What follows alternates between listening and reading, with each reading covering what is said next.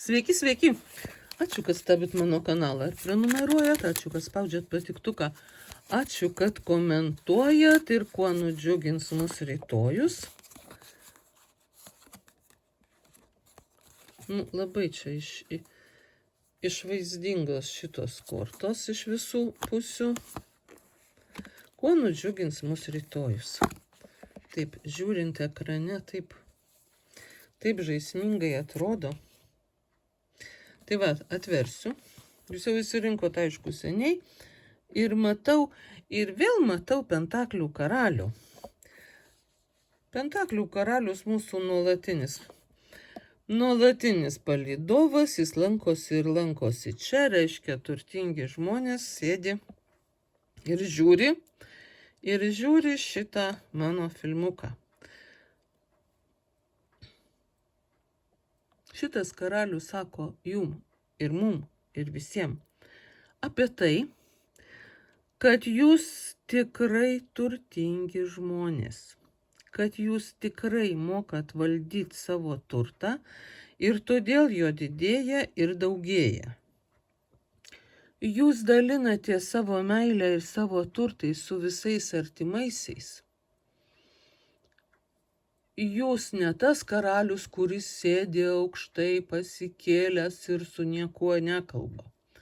Jūs tas karalius, kuris apdalina visus dovanom, nes turi visko pakankamai ir jo turtas nuo to tik didėja.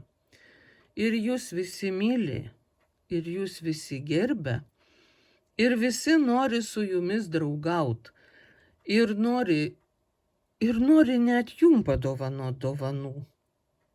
Ne tik iš jūsų dovanas gaut, bet ir jum neša dovanų, nes vertina jūsų draugystę, vertina jūsų dėmesį, vertina jūs kaip iš viso asmenį atsiradusi jų gyvenime tokį simpatišką, tokį švelnų, tokį iškilų, mandagų, su kuriuo malonu bendraut, su kuriuo naudinga bendraut, su kuriuo teisinga turėti reikalų ir dirbti ir visa kita. Na, tai taip. Tai kaip ir viską apie jūs pasakiau. Tai jūs džiugina ir nebandykit to paneigti. Kai 8 taurės tenka kam nors, tai reiškia, kad laikas jau eit į kitą vietą. Na, taip simboliškai į kitą vietą, ar iš tikrųjų į kitą vietą. Nes čia jau jūs viską padarėt, viską atlikot. Su visais susipažinot ir pakalbėjot, visko paragavot ir viską išgėrėt. Ir išgėrėt taip. Ir jum jau čia nuobodu. Jūsų širdis jau linksta eit kažkur dar, patirt kitokių nuotykių, paragaut kitokių skanėstų, susipažinti su kitais žmonėm ir atlikti dar kažkokius kitokius darbus. Jeigu jums kas nors sako pasilik čia, nes čia labai tau gerai buvo ir nepurkštauk, tai netikėkit. Žinoma, kad jūsų niekas neišvaro. Žinoma, kad jūs čia patikot, jūs čia darėt visokius darbus teisingai, jūs eikvojot savo energiją ir viską čia, ir viskas, čia jau baigėsi jūsų kadencija ir dabar jūs norit eiti kitur ir jeigu jūsų širdis neapsigalvos, tai ir eikit. Ir tie kiti patyrimai jūs nudžiugins dar labiau.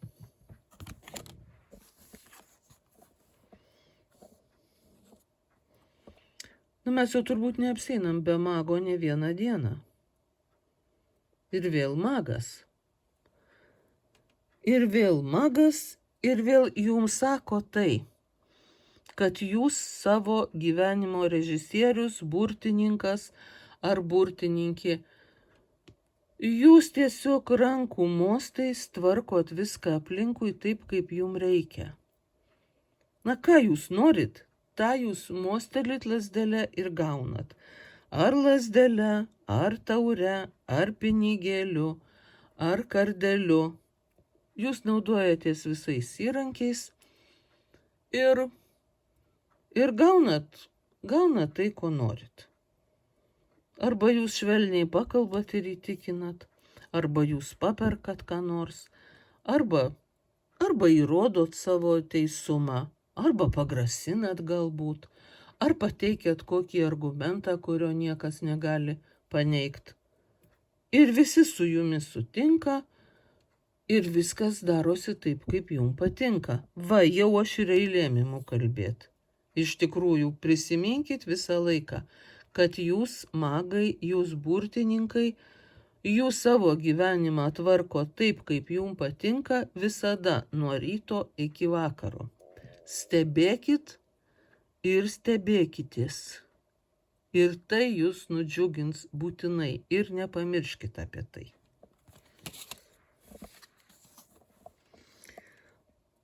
Ir dar vienas karalius. Šitas netoks jau dosnus, kaip pirmasis čia mums pasitaikė.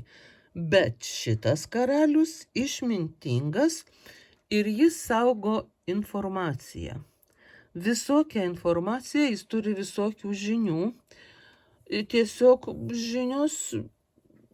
žinios jo galvoj ne tai, kad ten nusėdo į stalčiukus ir guli. Jis naudojasi tom žiniom.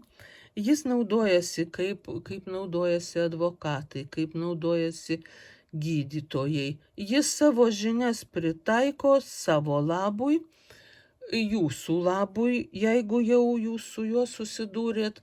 Ir kadangi jūs tampat šituo karalium rytojaus visai dienai, tai jūs kažkaip pasinaudosit savo žiniomis, savo labui. Jūs net nustebsit, kiek jūs daug žinot apie kažkokią tai sritį, kuri jum įdomi. Ir būtinai tuo pasinaudosit. Gal tai jum kokia paslaptis atsiskleis, arba atsitiks taip, kad jūs kažką išgirsit ir prisiminsit, kad jūs tai žinojot ir dabar jau laikas tuo pasinaudot. Panaudot savo informaciją atsidūrusią jūsų prote kažkokiem visiškai naudingiem savo dalykam. Ir iš viso būt karalium visada yra puiku. Ir jūs būsit dėmesio centre, ir jūs dalinsit patarimus, ne pinigus, bet patarimus, jeigu jų kas nors klaus. Jeigu neklaus, vis tiek dalinsit, nes jūs žinot, kaip reikia. Ir visi sužinos taip pat, kad jūs žinot, kaip reikia. Tai jūs būtinai nudžiugins.